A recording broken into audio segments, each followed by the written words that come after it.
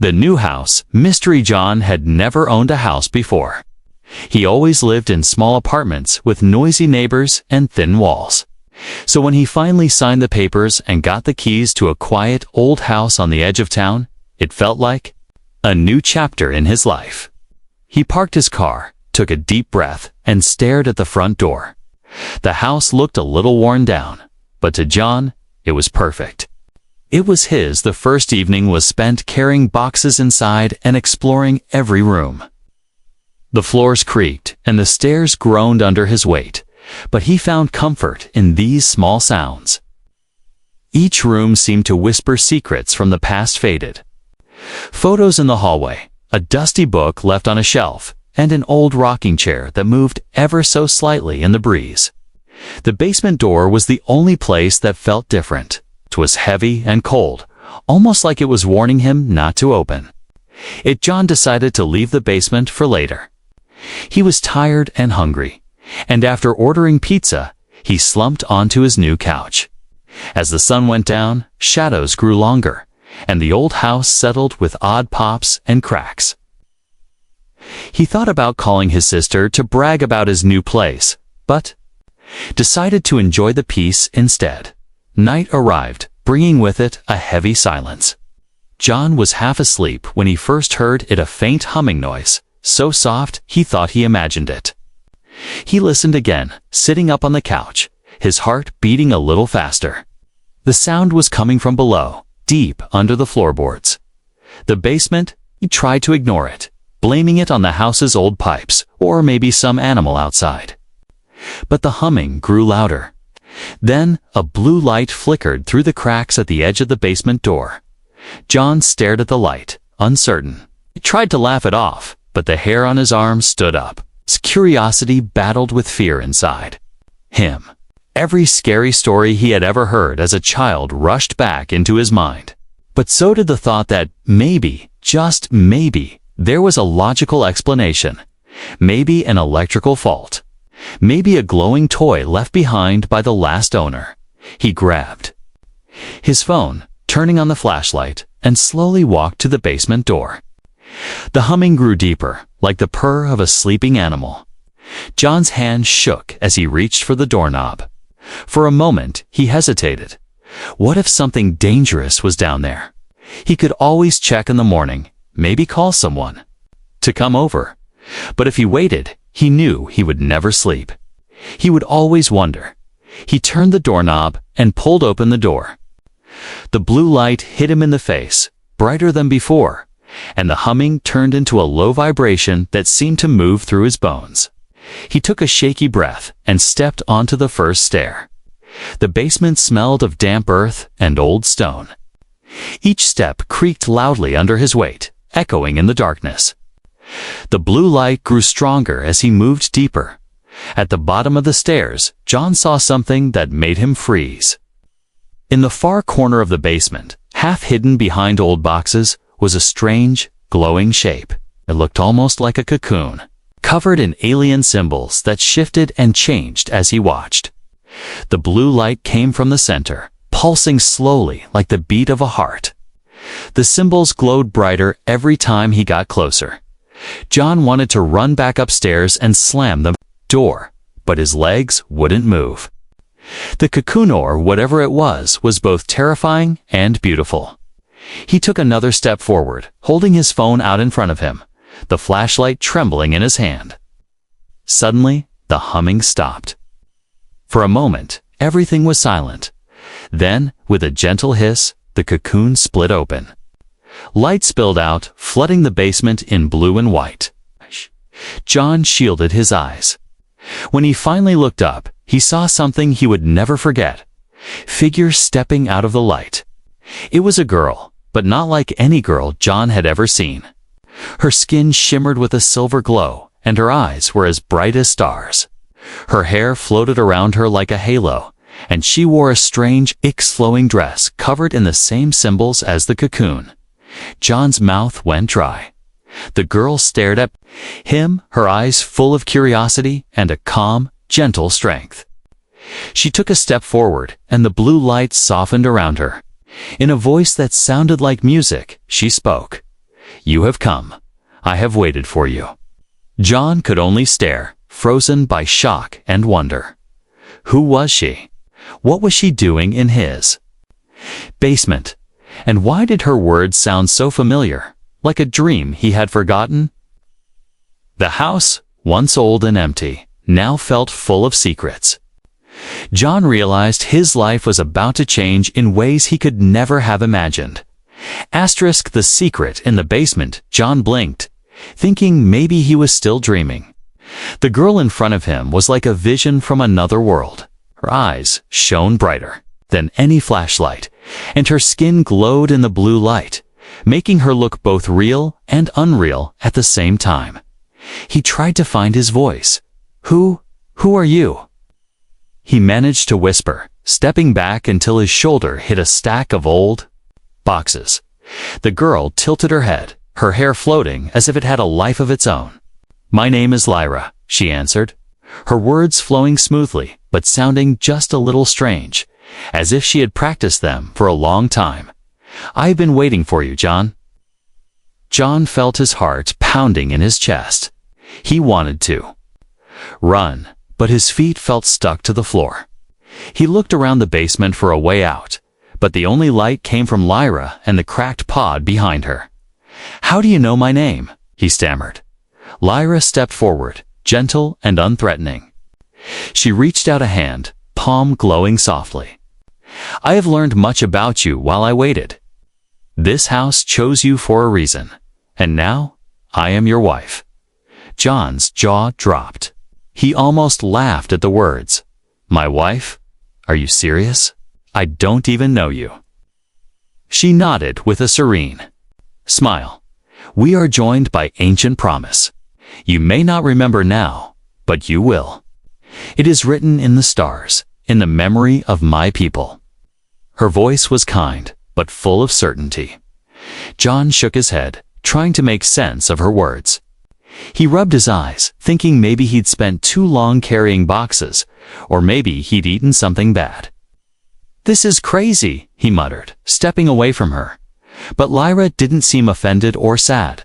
She walked slowly around the basement, her bare feet leaving faint glowing prints on the floor. She ran her hand along the old bricks, her fingers leaving trails of light that faded after a moment. John's curiosity grew, mixing with his fear. "Where did you come from?" he asked, his voice trembling. Are you really an alien?" Lyra stopped and nodded. "I am from a world far beyond the stars, a place you cannot see in the night sky. My people sent me here to wait for you, to watch and learn until you arrived." He shook his head again, not believing. This can't be real. Lyra looked sad for a moment, then smiled gently. "Touch this," she said, reaching into the pod and pulling out a small, shining stone. She offered it to John. Hesitantly, he reached out and touched it. Instantly, a rush of images flooded his mind's strange cities with tall silver towers, creatures flying in the sky, and Lyra herself, standing in the middle of it all. For a moment, he felt like he was flying among the stars. Then the vision faded, and he staggered backward, gasping. "What was that?" he said, his voice shaking. Lyra put the stone away. "A memory from my home, so you would know I speak the truth. You and I are linked, John. I waited here, hidden in this pod, until your arrival awakened me." John ran a hand through his hair, his mind spinning. "But why do you say you're my wife?" Lyra stepped closer. "Long ago, on my world, a promise was made. Two souls would meet across the stars and be joined. My people called it the Star Bond. I was chosen, and you are the other half." John stared at her. "But I'm just a normal person. I fix computers. I don't know anything about aliens or star bonds." She smiled, a little sadly. "You are more than you know. Your heart remembers, even if your mind does not." Suddenly, a loud creak sounded upstairs. Both John and Lyra looked up, startled. The house had always made noises, but this was different heavy. Footsteps, slow and steady, coming from above. Lyra moved quickly, pulling John close. Her hand glowed brighter, and suddenly the basement lights flickered and died. Everything went dark except for the faint glow from Lyra's skin. "Oh, must not be seen yet," she whispered. The footsteps grew louder. Someone was in the house. John's heart raced. He crouched with Lyra behind an old water tank, trying to control his breathing. He could hear someone moving through the living room, opening doors, checking each room. Was it a neighbor, a K burglar, or something else? Lyra squeezed his hand. "Stay quiet. If they find me, everything will change." The tension was thick. John's mind filled with questions, but there was no time for answers now. Whoever was in the house was getting closer to the basement door. He held his breath, waiting. For the first time in his life, John felt part of something much bigger and much more dangerous than himself, and it had only just begun. Living with an alien, the sun was just rising, turning the windows gold, when John finally unlocked the basement door and peeked into the quiet house. Whoever had come last night was gone. The rooms were untouched, but John checked every window and door, making sure they were still locked. Only then did he realize he wasn't alone anymore. Down in the basement, Lyra waited for him, calm and glowing, as if nothing had happened. John didn't know how to talk to her. What do you say to an alien girl who calls herself your wife? He wanted to ask a million questions, but his mind was still full of fear and confusion. Still, something inside him felt different. He wasn't sure if it was the memory stone she had shown him, or just the strangeness of waking up with someone else in his house. Someone from another world. Lyra looked at him with gentle eyes. "Are you hungry?" she asked softly, her voice. Like a song, John managed a nod. "I guess so." He watched as she moved around his kitchen, amazed at how quickly she learned. She opened the fridge, peered inside, and picked out eggs and bread. Then she touched a small blue crystal hidden in her palm, and in a flash, the toaster glowed, and the bread was perfectly golden. Lyra handed John a plate with a smile. He stared at the food, then at her. "You don't eat?" he asked. She shook her head. "Not human food. I have my own ways." She pressed a silver coin to her wrist, and it shimmered, dissolving into her skin. She closed her eyes and seemed to breathe in light itself. John realized he was staring. He quickly looked away and took a bite of the toast, almost laughing at how normal and strange his morning had become. After breakfast, Lyra began exploring the house. She ran her fingers over every wall, pausing by windows and old photographs. "This is your family?" she asked, holding up a picture of John and his sister from years ago. John nodded, surprised she could recognize them. "Yeah, that's my sister Emily. She lives across town." Lyra smiled. "Family is important. On my world, we are always together." He didn't know what to say to that. He tried to act normal, as if having an alien girl in the house was something that happened every day. But it was impossible to ignore Lyra's differences, her glowing hair, her strange clothes, and the way her eyes seemed to see things he could not. John wondered if he could really keep her hidden. He had nosy neighbors, a mailman who liked to chat, and friends who might stop by. What if someone saw her?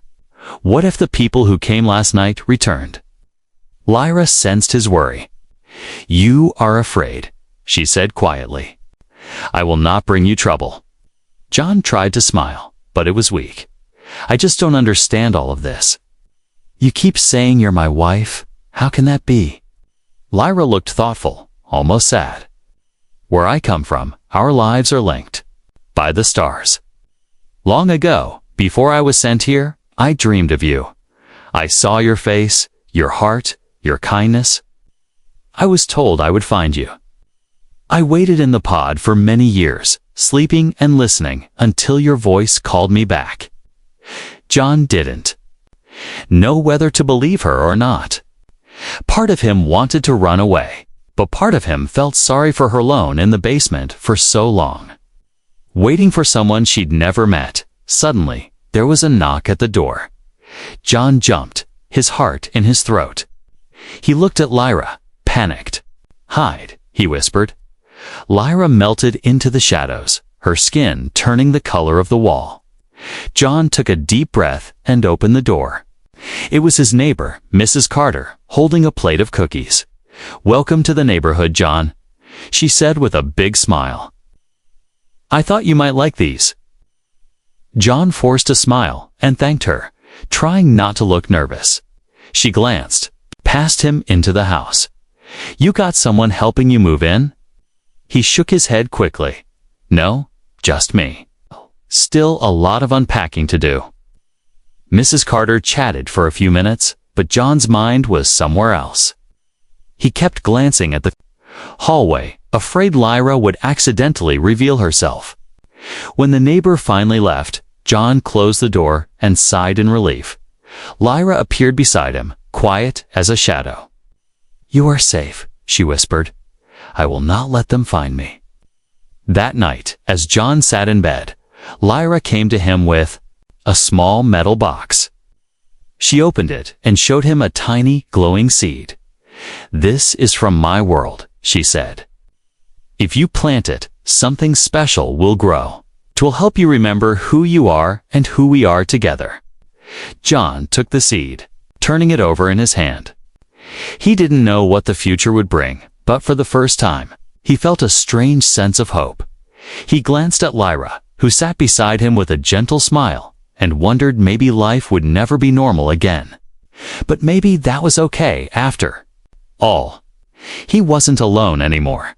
Asterisk strange powers and sudden danger. John woke up to the sound of birds chirping and sunlight spilling through his curtains.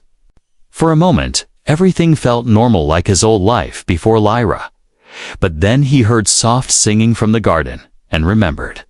He was sharing his home with an alien girl who claimed to be his wife. He found Lyra outside, kneeling in the morning dew, her silver hair glowing in the sun. She hummed a tune, and John noticed something amazing. Every plant she touched seemed to stand taller and turn a deeper green, as if they recognized her. When a small bird fell from a tree, Lyra reached out and gently cupped it in her hands. A faint blue light passed from her fingers to the bird's wing, and suddenly it chirped and fluttered away, completely healed. John couldn't believe his eyes. How did you do that?" Lyra smiled gently. "On my world, we live in balance with nature. My people learn to help all living things. We heal, not hurt." John watched her wonder and worry mixing inside him. He realized he'd never seen anything so pure. But if someone saw her doing these things, it would be impossible to keep her a secret. Later, when John left for the store, he kept glancing over his shoulder, paranoid that the neighbors had noticed something. His mind raced with questions. Who was Lyra, really? Why did she choose him? Was it destiny or just a huge mistake? And what would happen if people found out? When he returned home, he found Lyra waiting by the door. She looked nervous. "Someone was watching," she whispered. From across the street, John felt a chill run down his spine.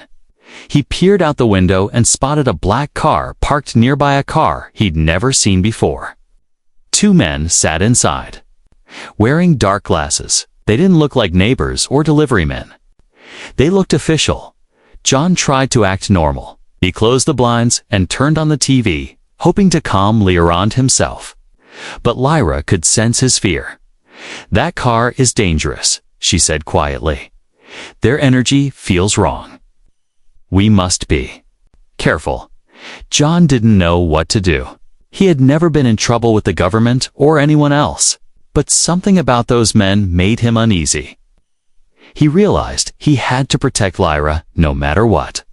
He started making a plan. Hide her in the basement if they came to the door.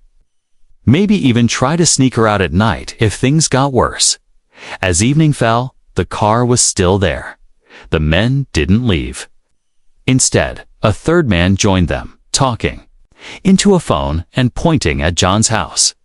Lyra pressed a glowing hand to the wall. And suddenly, a shimmer passed through the room. "This will hide us for a little while," she said, her voice soft.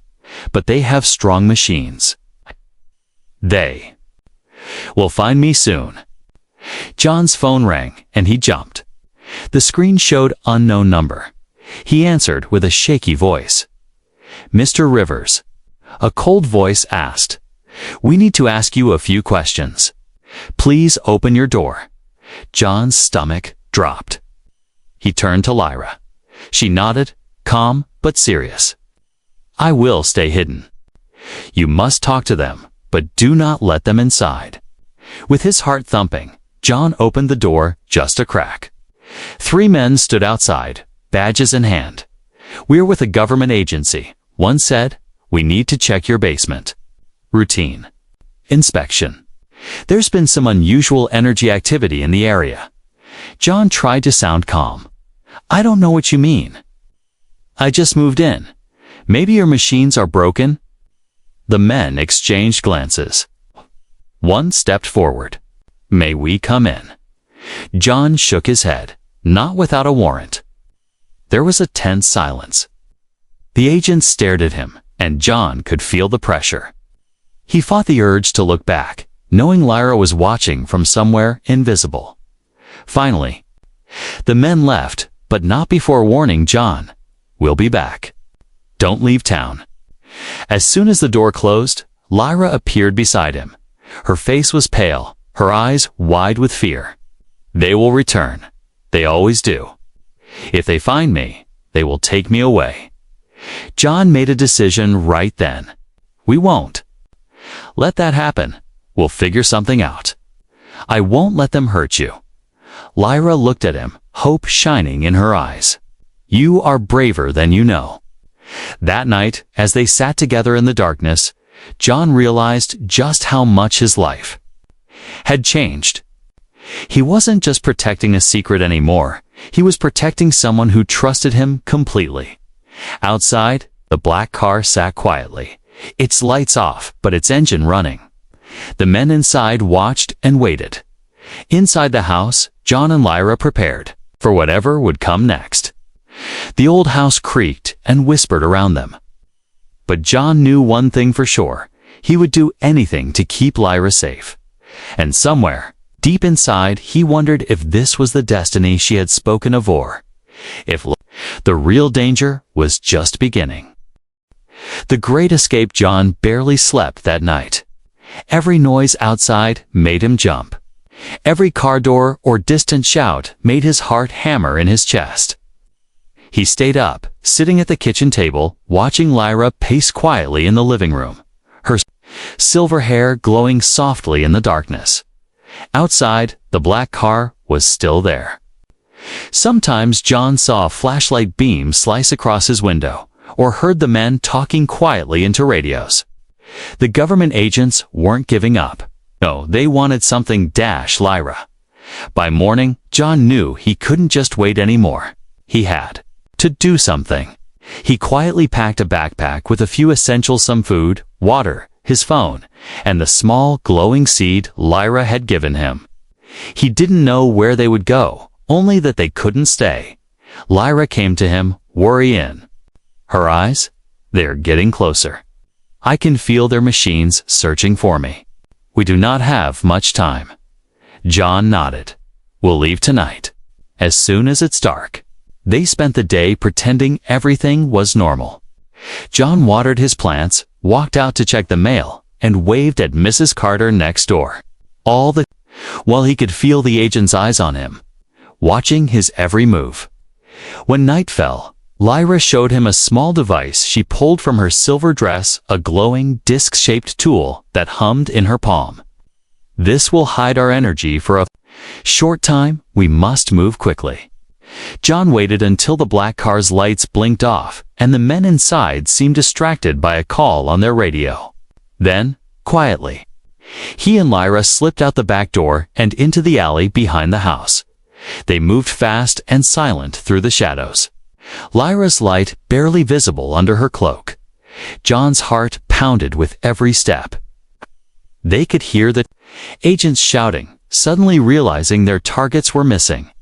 Sirens wailed in the distance as more cars arrived. Lyra led John down hidden paths between old fences and into a forgotten part of the neighborhood, where half the houses were empty, and no streetlights worked. At the end of a crumbling alley, she pressed her glowing disc to a patch of cracked pavement with a low hum. A secret door slid open in the ground. John stared in shock as Lyra pulled him down into darkness. The door closed silently above them, leaving only faint blue light from Lyra's palm to guide the way. They were now in a long, narrow tunnel, lined with smooth metal and glowing symbols. John's breath came in gasps as he tried to process what was happening. "Where are we?" he whispered. Lyra took his hand and squeezed it gently. "This is one of our safe places. My people built tunnels like these long ago, when they first came to Earth. We are not alone down here." John looked around, seeing shadows moving in the blue light. Then he realized other aliens were watching them from the darkness. Some had silver hair like Lyra, others had shimmering green skin or eyes like deep pools of water. They watched John curiously, but with friendly smiles. A tall, gentle alien stepped forward, bowing to Lyra. "Princess, you have returned. Is this the human you spoke of?" Lyra nodded. "This is John. He is the one." John blinked in confusion. "Princess. Wait, you never told me." Lyra smiled softly, her eyes shining with sadness and pride. "There was no time. My family is the last royal line of our world. I was sent here to hide and to wait for the one who would help me save our people." The tall alien introduced himself as Orin. "We have watched you, John. You have a good heart. But there is little time. The humans will not stop searching. They fear what they do not understand." John nodded, still stunned. "What do we do now?" Orin pointed down the tunnel. "There is a portal at the end. It can take you and Lyra to another place one the agents cannot reach. But it can only open once. After that, you must make a choice. Hide forever, or reveal the truth to the world." John looked at Lyra, feeling the weight of everything that had happened. "What do you want to do?" Lyra took his hand, her touch warm and trembling. "I want to be safe. I want my people to be safe. But I also want you to have your life. I will follow your lead." Sirens echoed above as the agents searched the empty house, growing angrier by the minute. John took a deep breath. He knew what he had to do. "Let's go," he said. "Let's use the portal. But one day, we'll come back and we'll tell everyone the truth." Hand in hand, John and Lyra walked down the tunnel, past the watching aliens, toward a door of swirling blue light. The portal opened, humming softly, and they stepped through, leaving behind the world they knew, and entering a new life where anything was possible. But John promised himself this wasn't the end. It was only the beginning of their story. Trust and true identity. The portal closed behind them with a soft whoosh, leaving John and Lyra standing in a huge, hidden chamber deep underground.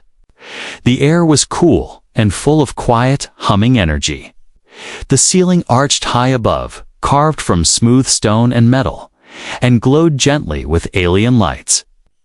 Strange plants grew in blue-lit corners, their leaves shimmering silver and gold. For a moment, John forgot all about the men chasing them.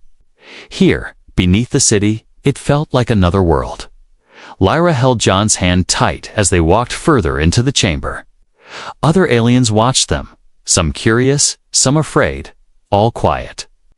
Orin, the tall, gentle alien who had met them in the tunnel, guided them to a central space where a small pool bubbled, surrounded by symbols carved into the floor. "Sit," Orin said, his voice deep but kind. "You are safe here. At least for now. John collapsed onto a smooth stone bench, still struggling to catch his breath. The adrenaline of the escape hadn't faded. Lyra knelt beside him, her silver hair trailing on the ground, her eyes full of worry and hope. "Thank you," John said to Warren, then turned to Lyra. "Are you okay?" Lyra nodded. "I am safe because of you. You did not run from me. You stayed." John tried to smile. "I guess I'm braver than I thought. Or maybe just crazy." Lyra reached into her pocket and took out the tiny glowing seed she had once given him. She pressed it into his hand. "Now is the time. If you plant this here, you may begin to remember." Oren gestured to the edge of the bubbling pool. "Plant it there, John. The water will help you see." John knelt by the pool, the seed glowing warmly in his palm. He pressed it into the soft earth. Instantly, the pool glowed brighter, sending ripples of blue and gold across the water.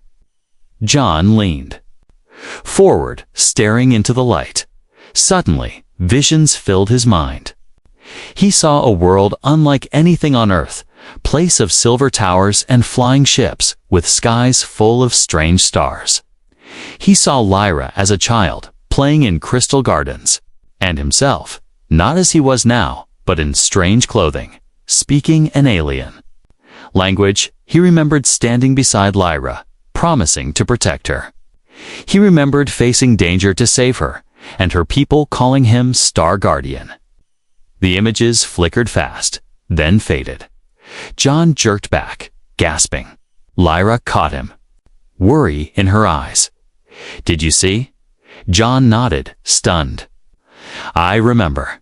At least, I think I do. It's like a dream, but it felt real."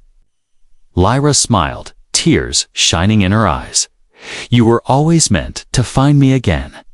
No matter the world, no matter the life, we are joined." John looked at his hands, trying to believe what he saw. But why don't I remember everything? Why did I have to forget? Oren answered quietly. "When your soul crossed into this world, the memory faded, as it always does. But the bond remained, stronger than any wall. That is why Lyra waited for you." For the first time, John felt a strange comfort. Maybe he really did belong with Lyra. Maybe his ordinary life had always been leading to something extraordinary. The other aliens gathered around, watching with hopeful faces. Lyra stood and turned to them. "John is with us now. He knows who he is." A young alien stepped forward. "Will you help us?" "The humans are afraid of us. We cannot stay hidden forever." John stood, feeling the eyes of everyone in the chamber. He thought about his quiet life before, just fixing computers, avoiding trouble, living alone. Now he was part of something much bigger. "I want to help," he said, voice steady. "But I don't know how." Lyra squeezed his hand. "We start with trust. We start by telling our story." Suddenly, alarms blared a high, strange sound that echoed through the chamber. Oren ran to a control panel and pressed glowing symbols. "The humans have found the outer tunnels. They are searching for us again." Fear rippled through the group. Some aliens hid behind pillars. Others looked ready to run. Lyra turned to John, her eyes steady and brave. "You are one of us now. What do we do?" John thought fast. "We can't just hide forever. If we keep running, they'll never stop. But if we show them we mean no harm, maybe they'll listen." Oren nodded. "It is a risk, but perhaps it is time." John's mind raced. He remembered how the memory seed had shown him images, how it could share truth without words. He picked up the glowing pool water in his hands. "If we show them what I saw, what I remembered, they might understand." Lyra smiled, proud and hopeful. Together, the alarms grew louder. The time for hiding was over. As the humans closed in on the hidden world beneath their feet, John stood with Lyra at his side. ready to share his truth and face whatever came next. New beginnings. John's heart raced as the alarm's shrill cry echoed through the underground chamber. The glowing water in his hands trembled with light. All around him, alien faces watched him, filled with hope, others with deep fear. Above them, the sound of boots stomping and doors breaking grew louder. The government agents were almost here. Lyra reached for John's hand, her silver hair shining in the blue glow. "This is our moment," she whispered. "No more hiding." John nodded, gripping her fingers tightly. "We'll show them the truth." Oren stepped forward, raising his voice so all could hear. "Everyone, gather near. We must stand together now." The aliens pressed in, forming a tight circle around John and Lyra. Some trembled, clutching each other's hands. Others stood tall, their eyes blazing with courage they had hidden for so long. John felt the weight of their trust settle on his shoulders. He dipped his fingers in the glowing pool, then brushed the water across his forehead. He felt a warm pulse in his mind, a connection not just to Lyra, but to every alien gathered there. Memories his and theirs swirled inside him. Worlds lost. Journeys through the stars. Dreams of peace and belonging. The chamber's secret door burst open with a bang. Government agents stormed in, weapons drawn, flashlights slicing through. The darkness. "Everybody stay where you are," one shouted. "Nobody move." The aliens shrank back, frightened. Some raised their hands. Lyra squeezed John's arm, her voice trembling but clear. "Let them see you. Don't run. We must be brave." John stepped forward, raising his empty hands. "Please, don't hurt anyone. We're not here to fight." An agent trained his weapon on John. "You get away from them." "Who are you?" John forced himself to stand tall. "My name is John Rivers. I'm just a normal man. Or I was. But these people, these beings, are not your enemies. They are refugees, survivors, families who have lost their world." The agents hesitated. One of them, an older woman, lowered her weapon slightly. "What do you mean? We detected alien energy here. Why are you helping them?" John glanced at Lyra, who nodded encouragingly. He held up the pool water, letting its blue light shine over his face. "Because I've seen what you haven't. I remember who they are. And I remember that they need our help, not our fear." He took a step closer, ignoring the shouts. "You can see it, Twiff. You let yourselves."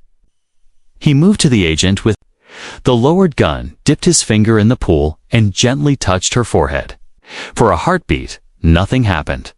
Then her eyes widened, her breath catching as images raced through her mind, visions of Lyra's lost world, of families fleeing disaster, of hope shining through fear.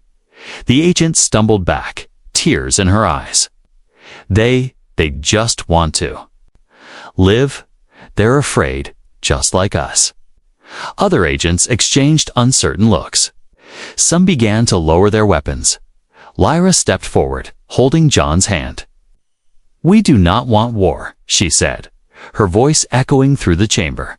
"We want to be part of your world, to share, to learn. We offer our knowledge and our hearts." A long silence filled the chamber. Then, slowly, the lead agent nodded. "If you are willing to come peacefully, talk with our leaders, maybe we can find a way." A ripple of relief spread through the aliens. Some laughed and hugged each other. Others wept quietly. Oren bowed his head, eyes shining. John felt the tension leave his body. He looked at Lyra, and for the first time, he saw her truly smile, a bright, beautiful smile that seemed to light up the whole world. In the days that followed, everything changed. News spread about the aliens hiding beneath the city. At first, there was fear and anger. Some people protested. Others demanded the aliens leave. But slowly, as John and Lyra shared their memories and stories, hearts began to soften. John became a bridge between worlds. Speaking to crowds, appearing on TV, explaining what he had seen and learned. He showed them the memory seed. Let people see flashes of other worlds, of hope and love that crossed the stars. Lyra helped too, healing sick children and growing gardens in empty lots. She taught humans her songs, and children learned to sing in her language. Some people never accepted the change, but most did. Laws were passed to protect the aliens, and soon alien and human children played side by side in the streets. John's old house became a place of welcomer. New family home not just for him and Lyra, but for others who had no place to go. One evening, as the sun set in a sky filled with both stars and city lights, Lyra sat beside John on the porch. She leaned against his shoulder, her hair shimmering in the golden glow. "Are you happy?"